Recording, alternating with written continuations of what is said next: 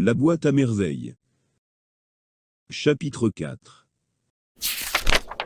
Dans les premiers jours du printemps, ma mère et moi, nous allâmes rendre visite à Lala Aïcha. Nous étions invités à passer la journée. Quelques jours auparavant, ma mère prépara des gâteaux de semoule fine, des petits pains à l'anis et au sucre, du sellou, farine grillée mélangée de beurre et de diverses épices. Nous emportâmes toutes ces douceurs. Nous quittâmes la maison le matin. Driss le teigneux vint nous trouver chez l'ami de ma mère chargé de son couffin à provisions et d'un poulet de fort bonne apparence. Driss apporta aussi un pain de sucre, un paquet de thé et une brassée de menthe. Lala Aïcha protesta, reprocha à ma mère ses folles dépenses. Elle s'attendait à notre visite. Elle avait fait son marché en conséquence. Lala Aïcha habitait dans l'impasse de Zanka à Jama, une maison avec une porte basse. Cette maison rappelait, par certains côtés, Lala Aïcha elle-même. Toutes les deux avaient connu des temps meilleurs, toutes les deux en gardaient une attitude guindée, une distinction désuète. Lala Aïcha occupait 2 pièces de petite dimension, au 2e étage. Un balcon donnant sur le patio, garni d'une balustrade en fer forgé, conduisait à la pièce principale. L'autre chambre s'ouvrait directement sur l'escalier, et servait surtout à entreposer les provisions d'hiver. Lala Aïcha y faisait aussi sa cuisine. La grande pièce avait 2 fenêtres, l'une s'ouvrait sur le patio de la maison, l'autre sur les terrasses des maisons voisines, et sur les toits d'une petite mosquée de quartier. Cette chambre, 2 fois plus longue que large, était d'une propreté méticuleuse. Des cretonnes à grands ramages couvraient les matelas, d'énormes coussins brodés aux petits points, enveloppés dans une légère soierie transparente, s'amoncelaient là et là.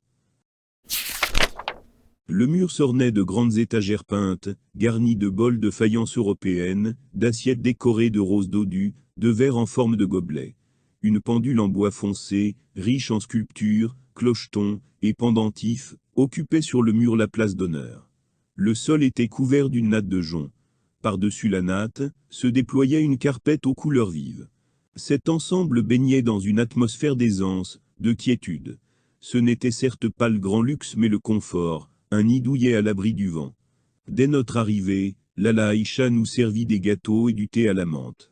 Elle parla ensuite de ses douleurs de jointure, qui la taquinaient de nouveau, d'une rage de dents, qui l'avait rendue folle la semaine dernière, de son manque d'appétit. Elle posa 1000 questions à ma mère qui répondait avec complaisance, s'attardait sur un détail, se lançait dans une longue digression, mimait une scène. Nos voisins firent naturellement les frais de la fête. Ma mère en parlait sans méchanceté, mais avec une assez grande liberté de langage. Elle comparait le mari de Rama à un âne qui aurait trop mangé de son, celui de Fatma Bziouia à un rat inquiet. Mon père qu'elle appelait l'homme, n'échappait pas à ses coups de griffe. Sa haute taille, sa force, son silence devenaient motif à caricature. Moi j'aimais mon père. Je le trouvais très beau. La peau blanche légèrement dorée, la barbe noire, les lèvres rouges corail, les yeux profonds et sereins, tout en lui me plaisait. Mon père, il est vrai, parlait peu et priait beaucoup, mais ma mère parlait trop, et ne priait pas assez. Elle était certes plus amusante, plus gaie. Ses yeux mobiles reflétaient une âme d'enfant.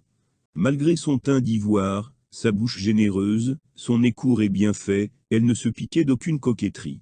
Elle s'ingéniait à paraître plus vieille que son âge. À 22 ans, elle se comportait comme une matrone mûrie par l'expérience. Lala Aïcha nous parla à son tour des gens de sa maison. Elle clamait leurs multiples mérites, une telle modeste et jolie, telle autre propre, économe et bonne cuisinière, telle autre pieuse et digne. À l'entendre, toute rivalisait de sainteté avec les anges du paradis. Mais elle baissa la voix, pour chuchoter à ma mère au creux de l'oreille sa véritable pensée. Elle termina par ces termes. Dieu m'a béni lorsqu'il m'inspira l'idée d'habiter cette maison où toutes les femmes vivent comme des sœurs. Des voix montèrent du rez-de-chaussée, sortirent de toutes les chambres, pour remercier Lala Aïcha de ses bonnes paroles. En chœur Lala Aïcha et ma mère distribuèrent généreusement de nouveaux compliments.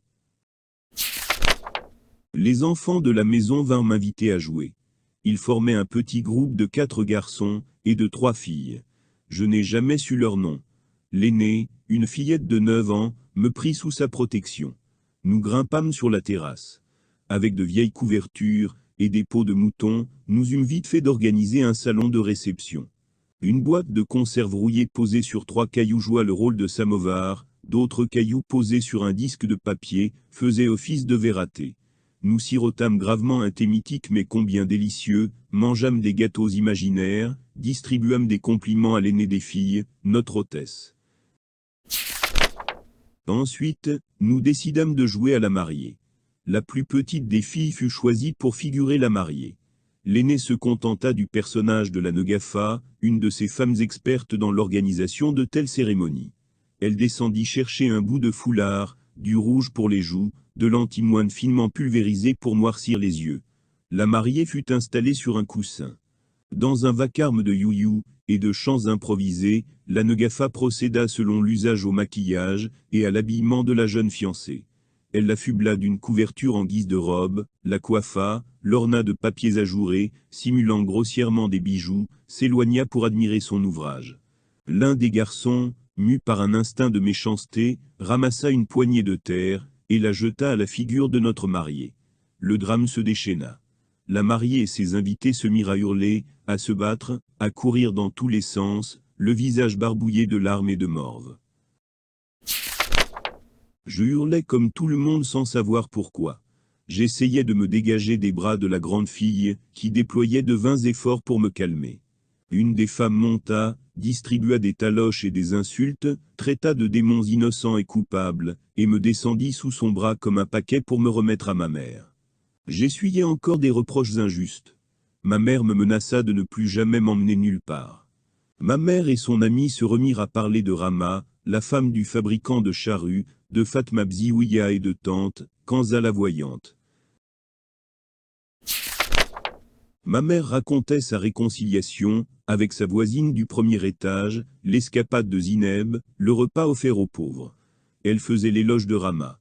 Elle regrettait son moment de mauvaise humeur, qui avait provoqué la dispute.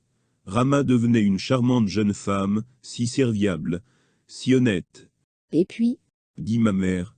Elle est si jolie, toujours souriante, toujours vive. Son mari peut remercier Dieu de lui avoir fait présent d'une brune si délicieuse. N'aimes-tu pas cette peau allée au grain si fin, ces grands yeux qui rient?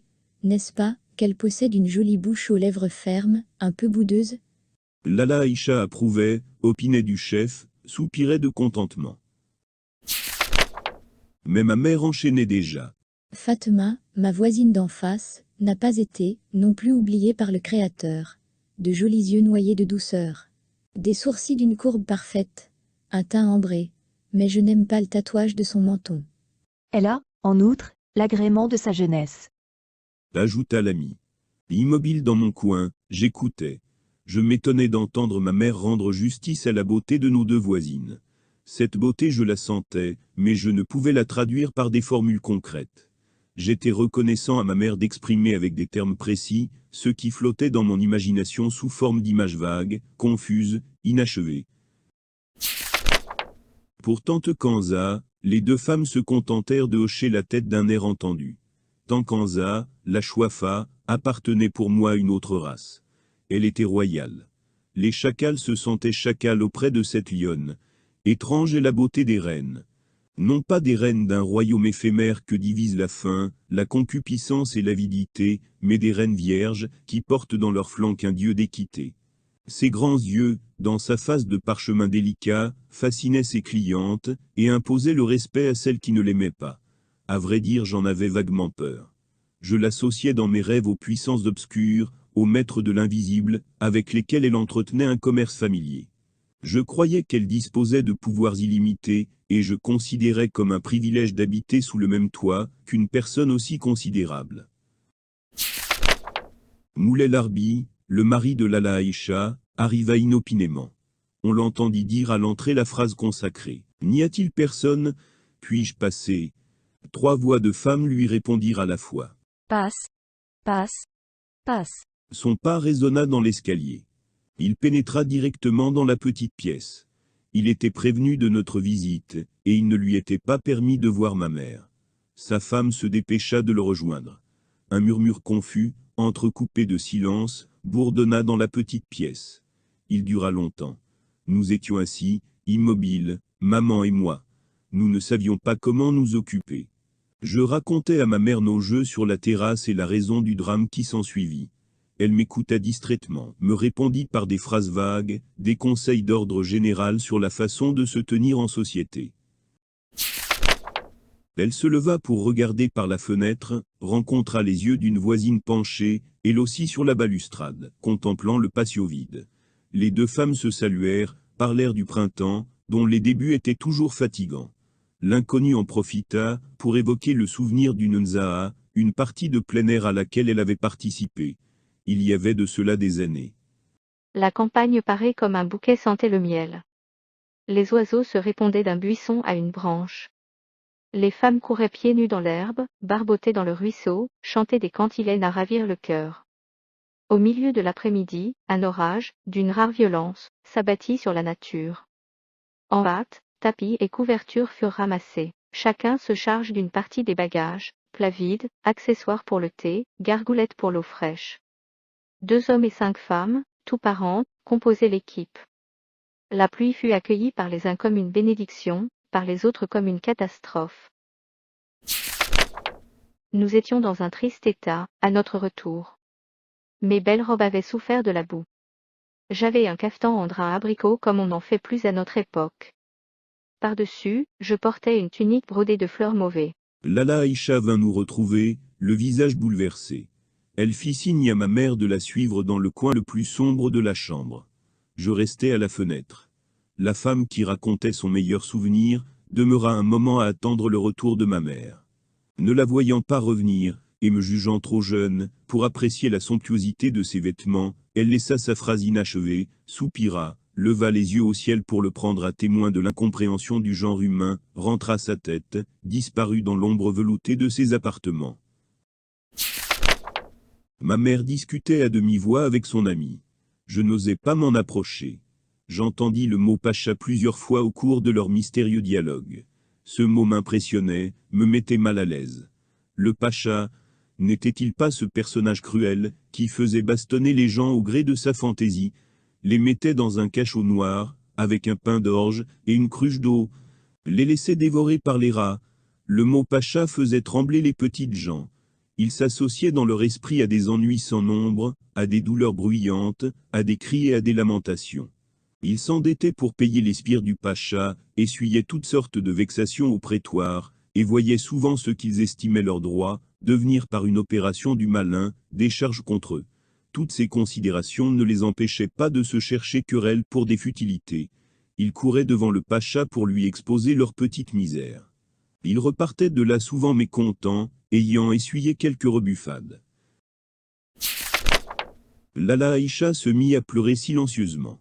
Elle se cachait le visage dans la manche de sa robe et reniflait. Ma mère se fit rendre, lui entoura les épaules de son bras, lui parla comme elle aurait parlé à une petite fille. La scène m'amusait. Lala Aïcha, plus âgée que ma mère, se laissait consoler, devenait la petite sœur dans les bras de son aîné. J'avais envie de rire, mais je savais que cela ne se faisait pas. Le ridicule de la situation m'obligea à fuir dans l'escalier pour ne pas me montrer incorrect. J'eus souhaité rencontrer la jeune inconnue, qui savait si bien jouer la negafa. Nous aurions vécu ensemble quelque aventure extravagante, dans un pays enchanté. Hélas, déjà, j'étais voué à la solitude. Je m'assis sur le haut d'une marche, et je chantonnais sur un air improvisé des paroles dépourvues de sens. Le pacha.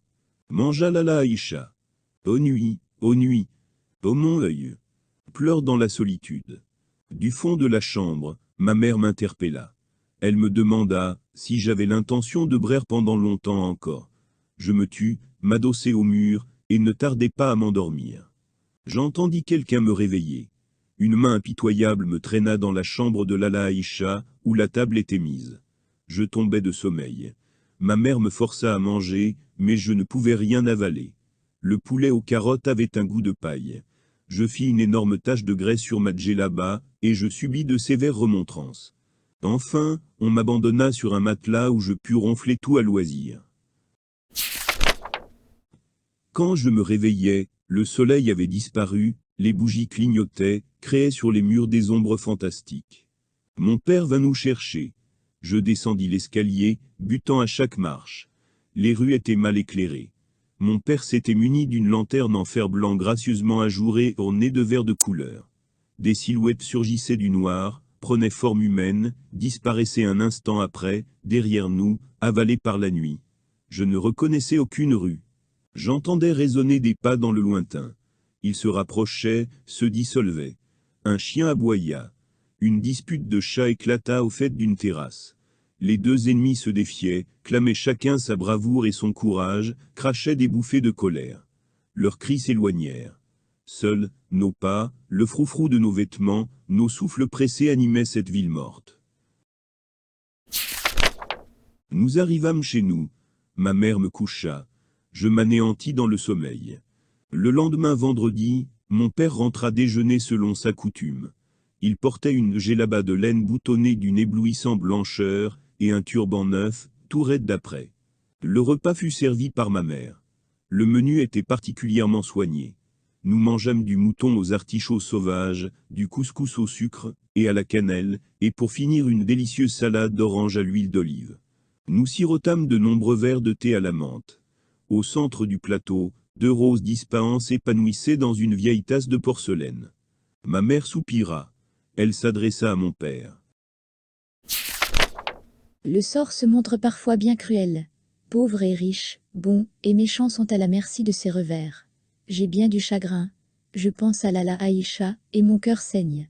Je n'ai pas voulu t'ennuyer hier soir, avec les tristes événements qui se sont déroulés dans la journée. Mon père prêta une oreille attentive. Elle poursuivit. Moulay Larbi, le mari de Lala Aïcha, s'est disputé avec son associé, un certain Abdelkadar, fils de je ne sais qui. Elle leva les yeux au plafond pour invoquer. Dieu écarte de notre chemin, de celui de nos enfants et les enfants de nos enfants, tous les fils du péché, qui se présentent le sourire aux lèvres et la poitrine pleine de ténèbres. Sois notre protecteur et notre mandataire. Amin. Cet Abdelkadar, ce fils de l'adultère, ce disciple de Satan, ne possédait pas une chemise propre, quand Moulay Larbi le prit comme ouvrier dans son atelier à Méchatine.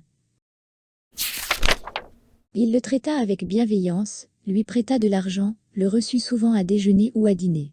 Abdelkadr se montrait poli et même obséquieux. Il chantait les mérites de Moulay Larbi, louait sa générosité, son bon caractère et la noblesse de ses sentiments. Tous les deux travaillaient beaucoup. Les babouches brodées jouissent auprès des femmes de Fès d'un grand succès. La production de Moulay Larbi et de son ouvrier avait bonne réputation. Abdelkadr songea à se marier. Moulay Larbi l'encouragea dans cette voie et Lala Aïcha lui trouva une jeune fille digne d'éloge. Les mariages coûtent toujours très cher. Malgré ses nuits de veille, Abdelkadr n'avait pas su économiser. Il se trouva assez gêné lorsqu'il fallut une dot à sa fiancée. Il eut recours à son patron. Moulay Larbi réussit à assembler 80 rials. Il les lui versa sans méfiance. Il commit la faute de lui avancer cet argent sans établir de papier de reconnaissance de dette. Pour permettre à Abdelkadr de gagner davantage, il l'associa à son affaire. Sais-tu comment ce fils du péché l'a remercié de ses bienfaits? Mon père ne savait pas. Ma mère ne lui laissa d'ailleurs pas le temps de répondre. Elle continua en ces termes. Non, tu ne pourras jamais le deviner. Les gens qui n'ont pas de pudeur, les va-nu-pieds de mauvaise foi, ceux-là qui offensent Dieu, et sont envoyés par leurs agissements malhonnêtes, auront à rendre compte de leurs mauvaises actions, le jour de la balance. Abdelkadr a nié, il n'a pas simplement nié, il a même prétendu avoir versé la moitié du capital de l'affaire de Moulay Larbi pour l'achat du matériel, des cuirs et du fil d'or. Le pacha ne pouvait pas connaître tous les détails de cette histoire. Il n'a accepté aucune des versions des deux adversaires. Un garde du pacha a été chargé de mener l'enquête, mais il s'est contenté de discuter avec les plaideurs.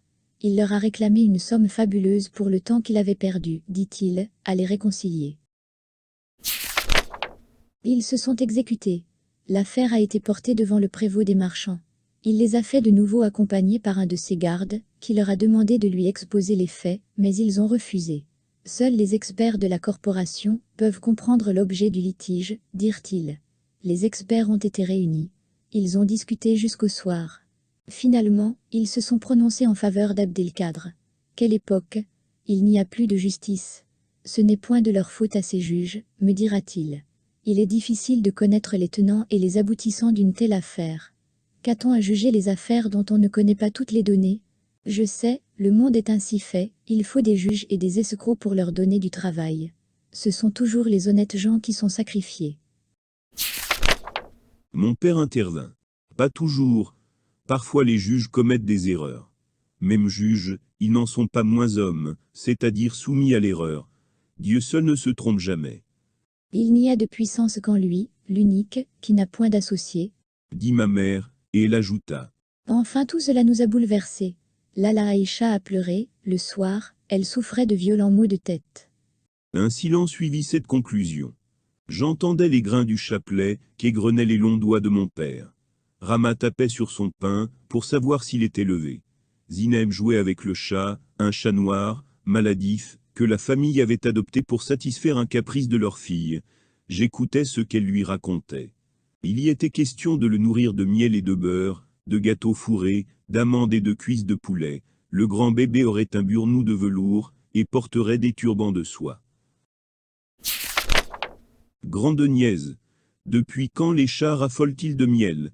Un chat avec un turban de soie serait la chose la plus ridicule du monde. Une fille aussi bête que Zineb ne peut rien trouver d'amusant dans sa pauvre cervelle. Elle ne savait pas jouer, à mon avis. Elle était donc particulièrement pauvre et méprisable.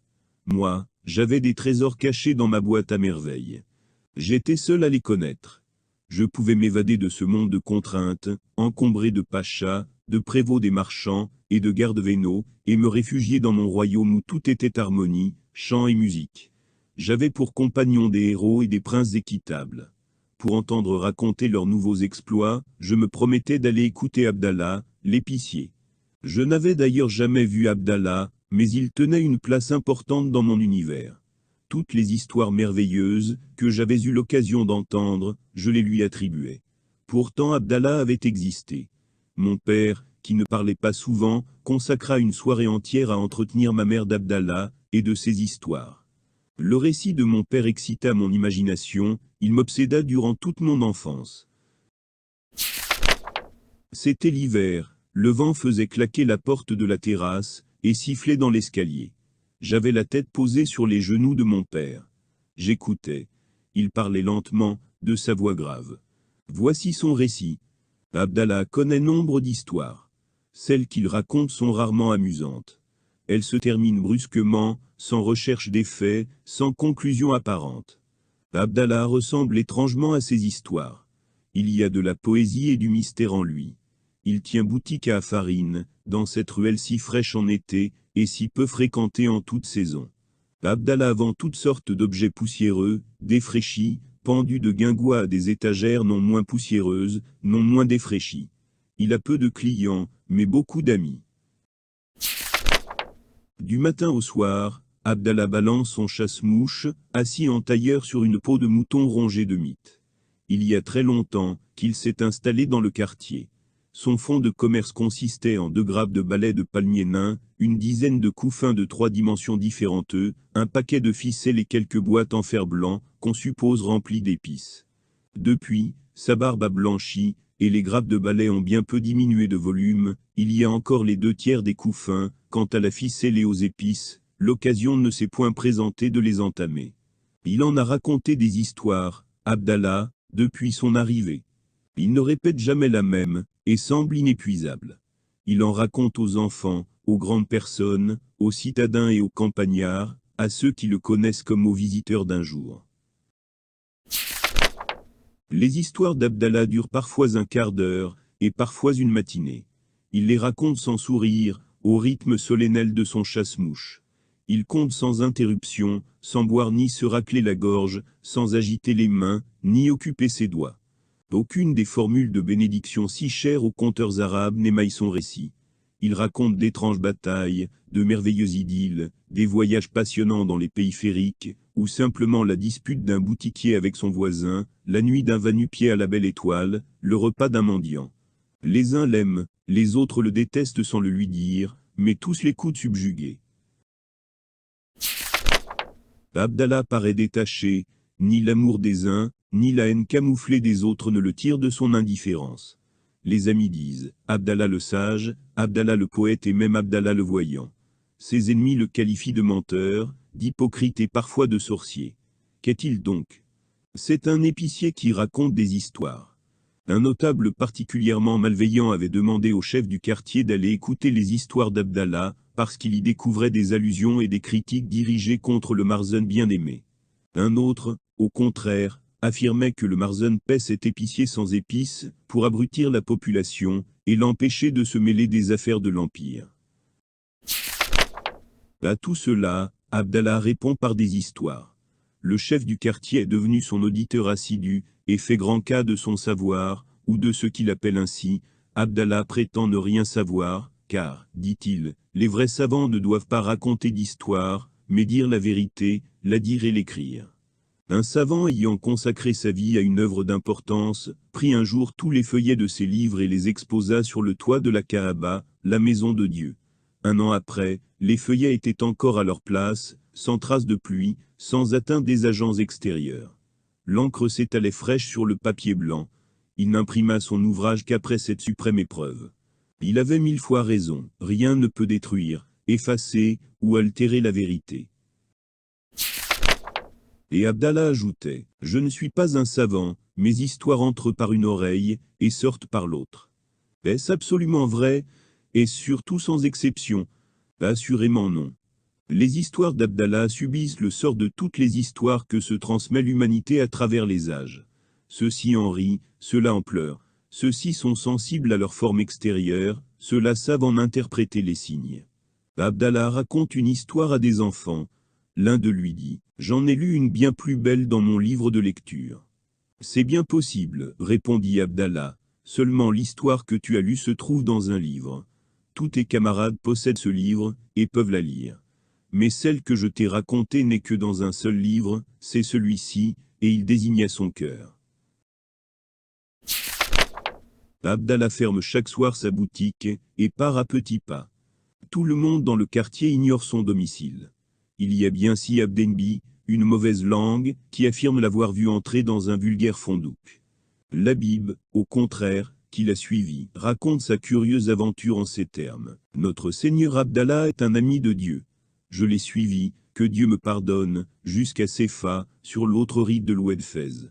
Dans une impasse, s'ouvre la porte d'une zaouïa de zélige verte. Il y entre, et, au bout d'une minute, je l'y suis. Je le cherche en vain. La zaouïa était déserte. J'ai poussé un long tekbir, et me suis évanoui. Maintenant je n'écoute pas ce que racontent les ignorants, car moi je sais, oui, je sais que les amis de Dieu ont des demeures cachées. » Labib a peut-être raison. Abdenbi, qui était présente, répondit. Labib a trop écouté les histoires d'Abdallah, son cerveau en est malade. Allah est le seul savant. Les agissements d'Abdallah ne sont pas ceux d'un honnête musulman. L'avez-vous vu jamais faire sa prière? Quitte-t-il sa boutique à l'heure des repas? Respecte-t-il le vendredi? Prononce-t-il jamais une parole pieuse? C'est un corrupteur, un Satan enturbané, un démon à barbe blanche, qui vit dans le mensonge comme un pourceau dans la fange. Labib, de nature paisible d'ordinaire, rougit d'indignation. Il s'écria. Faudrait-il donc qu'il te ressemble, pour mériter le nom de musulman?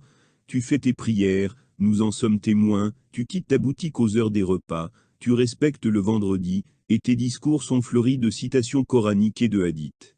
Tout cela, nous en sommes témoins. Mais de ta bouche coule souvent le venin de la médisance, les puanteurs de la calomnie, l'odeur de la mort, et d'autres germes de destruction. Tu n'es même pas Satan, parce qu'aucune de tes œuvres ne porte le sceau d'une certaine grandeur. Tout au plus, tu es un rat d'égout, mais qui se serait roulé dans de la bonne farine bien blanche. Il pense que la farine le rendra pur, alors que son contact suffit à la souiller. Abdenbi bondit pour le frapper. Labib, forgeron de son métier, l'attrapa par les poignets, et sans s'émouvoir continua son sermon. Vois-tu, les faibles ont toujours recours à la violence. Mes bras manient le fer, et ne craignent pas le feu, aussi, je ne l'emploierai pas à écraser les blades de ton espèce. Je ne défends pas Abdallah l'épicier, j'essaie simplement d'éclairer ton ignorance, toi, qui prétends être si savant. Mais tu as le crâne épais, et l'âme momifiée. Tu es un cadavre, et je n'aime pas toucher les charognes. Labib flanqua Abdenbi contre le mur et partit. Il jeûna plus d'une semaine pour se purifier de sa colère. Ceci fut raconté à Abdallah. Il resta d'abord silencieux, balançant d'un mouvement solennel son chasse-mouche, puis raconta une histoire.